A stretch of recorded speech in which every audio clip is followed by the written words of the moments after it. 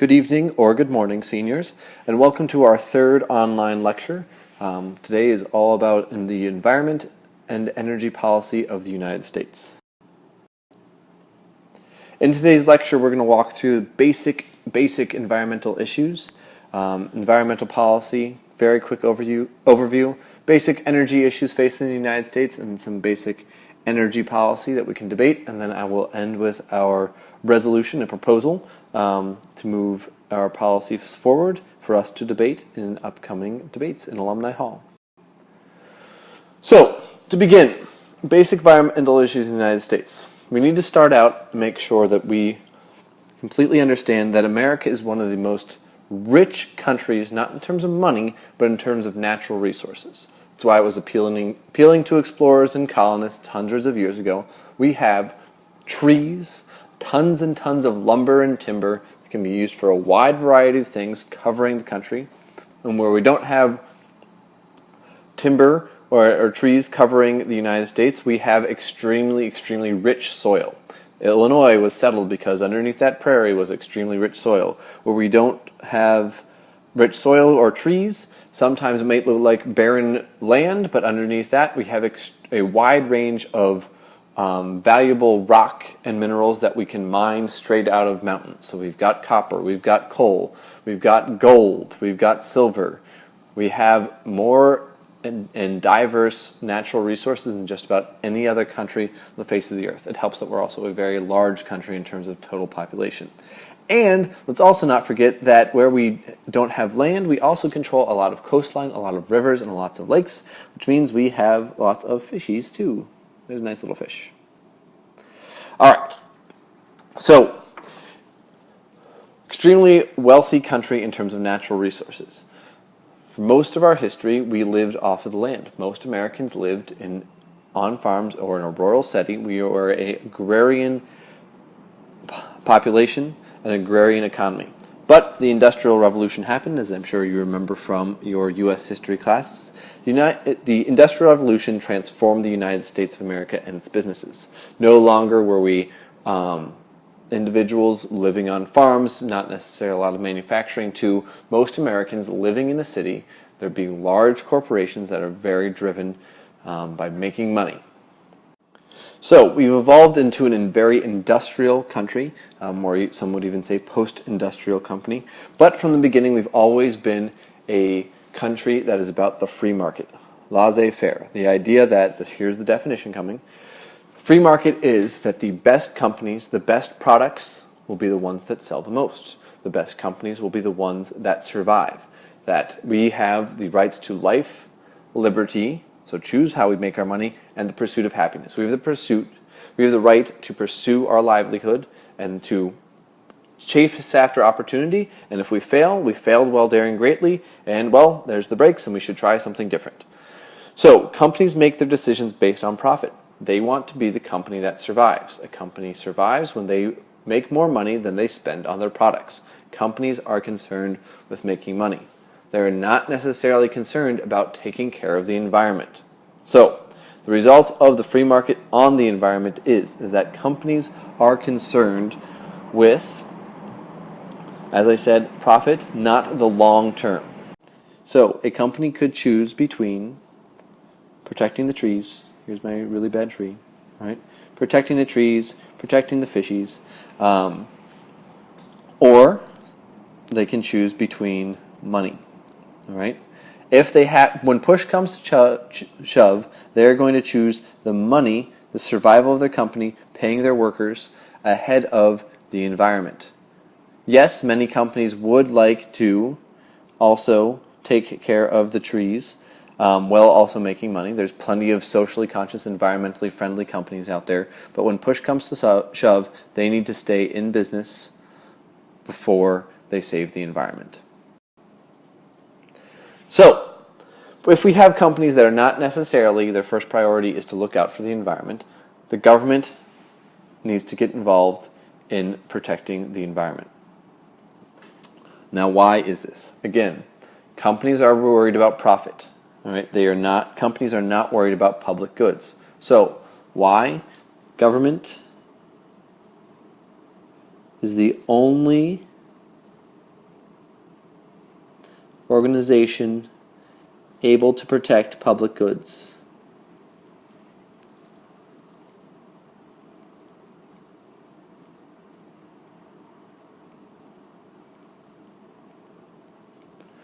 So let's remember from previous units what a public good is, right? The air, the water we breathe, safety, right? The government is the only thing that can provide and guarantee public goods. They're shared. There's no way to deny one person fresh air while somebody else gets dirty air, right? So the government takes responsibility for it. Companies aren't willing to do it on their own, right, without a lot of financial incentive to do so. So the government needs to step in. Here we have listed some of the landmark ways that the United States government has gotten involved in protecting the environment. So industrialization was happening. We were beginning to ruin some of the land. When Teddy Roosevelt became president, he was one of the first presidents to really get the federal government involved in protecting the environment and our vast natural resources. And then also a lot happened in the 1960s and 70s.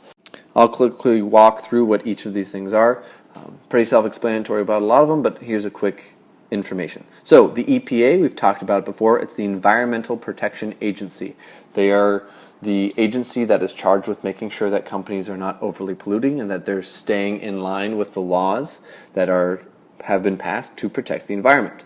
Clean Air Act, pretty self-explanatory. It was passed to put the regulations in line about how companies can pollute, how individuals can pollute, and a lot of the car regulations stem from the Clean Air Act. Clean Water Act is also what it sounds like.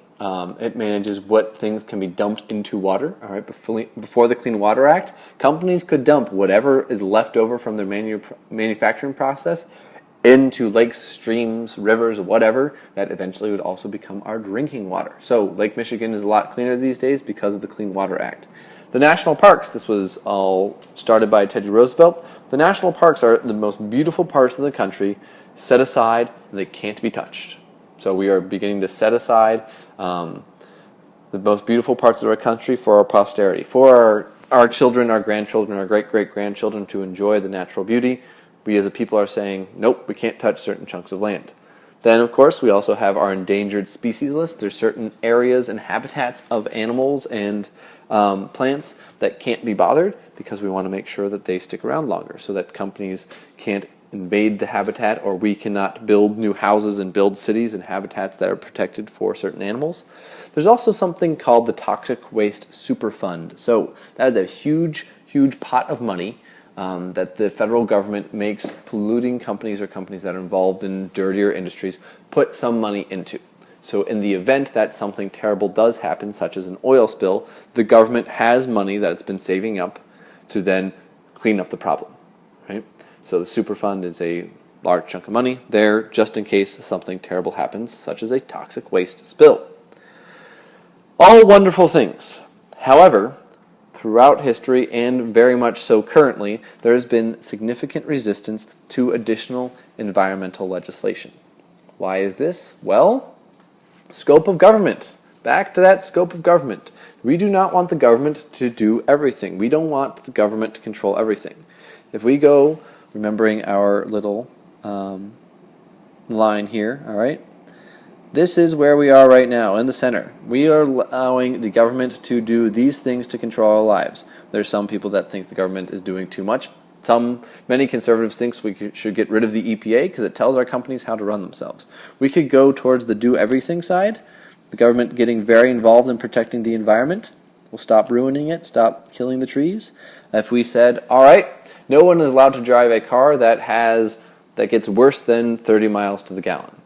Or we could say, no one is allowed to drive a truck. Americans would not go for that. All right. We've also will not stand for the government doing nothing, but we are very resistant to the government telling us how to run companies or telling us what types of products we can and cannot buy. All right, now on to some basic energy issues. Before we dive in, we need to define energy when we're talking about energy in the political sense. We are not talking about ATP here. I know some of you are worried about that type of energy. We are not worried about that here. When we're talking about energy, we're talking about anything that is used, any resource that is used to power a manufacturing plant or any electronic device or form of transportation such as cars, right? So what do we use energy for? I want you to take a moment and look around wherever you're sitting, right? Can you find anything in the area you are sitting that was made by hand? Probably not, all right? So even if you find an apple sitting somewhere. Well, guess what? That apple was probably picked by a machine that ran on gasoline, all right? And that machine that picked that apple was built by other machines that ran on electricity of some sort, right? You're listening to this on something that is using electricity. I'm sitting in a room that is lit by lights run by electricity, right? All of that comes from us burning something that often comes from the earth to create energy. We use, as Americans, lots and lots and lots of energy. So, energy in the free market. We need it for everything. We need it to power the things that we use on a daily basis. We need it to burn in the cars or the buses or the trains that get us to school, that get us to work. Energy is in high demand. And when something is in high demand, companies make a lot of money off of getting it to us. And they can charge us higher and higher prices because we need it so badly. We might not think about that. Electricity isn't that expensive to us. But if we were to go higher, we would feel the pain, but we would probably pay it because we need electricity so much. So there is extremely high demand for electricity, right? And companies are willing to find very creative ways to get us the electricity or the gasoline we need for our lives because it is such high demand. So the resulting status quo from the extreme high demand of energy in the modern American life, right? Energy prices versus environmental protection. So when push comes to shove, people are going to choose low energy prices over protecting the environment. Right?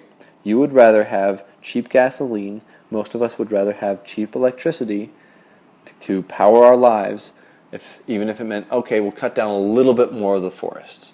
It's very hard to convince people to cut back on consuming things that they think they need for their life, or to raise the prices on energy so that we can protect the environment. People are going to choose low energy prices before they choose environmental protection. Right? Also, because of this high demand, energy, there's a limited supply of energy. Yes, we have lots of natural resources in this country. We have a very significant amount of oil in this country. There is tons and tons of coal under this earth. However, we consume it at such a fast rate that we become dependent on, let's see if I can erase this so we can read. We have become dependent on foreign energy sources. So, what region of the world has also a lot of oil that we buy pretty frequently? The Middle East. All right. Also, Canada has a lot of coal and oil, so we are a very close trading partner with our neighbors to the north because of the amount of energy richness they have up there. So, I cannot talk about energy without talking about renewable resources. You guys can probably rattle off a bunch. I'm going to rattle off a few here. We've got windmills, the big windmills. If you've ever driven through Indiana down to Indianapolis, there's lots of windmills there. We have nuclear power plants. That's my drawing of an atom. Let's put some electrons on it. All right, so we have nuclear power plants, which they're dangerous, or some people see them as dangerous. We could have a nuclear meltdown, but they don't burn fossil fuels. The wind, that's rechargeable. We've also got that big hot glowing thing of the sun, and we've got solar power, right? Well, problem with these is that only 15% of all the energy consumed in the United States comes from these renewable resources. Everything else comes from oil, coal, and natural gas. 15% from renewable resources, everything else comes from oil, coal, and natural gas. We're burning things, and as I'm sure you guys know, when you burn these three things, you release a lot of carbon dioxide into the air, which is causing climate problems. So, energy policy that has resulted from our super high demand for energy. We are desire to have energy prices remain low and we've become a little bit more conscious about the environment, so we're wanting to protect the environment too. So the government hasn't gotten involved a lot under the leadership of President Obama to support renewable energy sources. All right, so windmill companies have gotten grants from the government. People that are willing to put windmills on their farms get tax breaks from the government. The United States government has gotten involved in investing in solar power. Companies that are developing cheaper and cheaper ways to develop solar power, so maybe one day we'll all have solar panels on the roofs of our houses. But the government has gotten involved in support for renewable resources because the free market so far has not demanded that companies that are invested in renewable resources do well. The government's trying to push us towards these renewable resources. Also, our thirst for energy has some very interesting implications on our foreign policy. Where our thirst for energy causes the most drama is in the Middle East. So influence on energy policy, we have a focus on our energy policy, a focus on the Middle East. Why? Because they control a large portion of the world's oil. Now, there is not a lot of democracy in countries in the Middle East. They've recently come into a lot of wealth because of their oil, but they are not necessarily that democratic of countries. A lot of them still have kings. A lot of them still are very much run by powerful religious leaders. So we promote democracy on one hand, but on the other hand, we also want to make sure that we continue to get our cheap oil. Some people say that the reason we invaded Iraq was because we wanted to make sure that we were continuing to get cheap oil from them. That is one theory. It has not been proven, but it is definitely for sure that we maintain close ties and our national government is focused so much on the Middle East because of the oil they have there.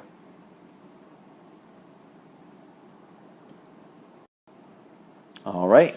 So, one final point before we get to the resolution for our debate.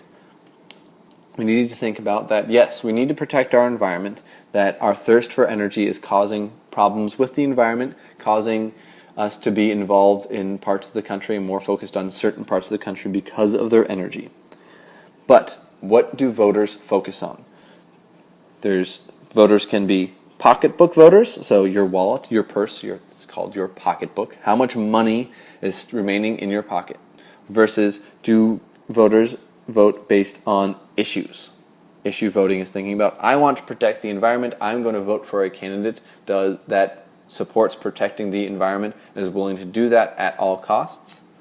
Or I'm going to vote for a candidate that is willing to get us uninvolved in areas and telling us to, even if a country is not that democratic, that will then say to them, we are not going to deal with you, you are undemocratic, you have lots of oil, but find it elsewhere. Right?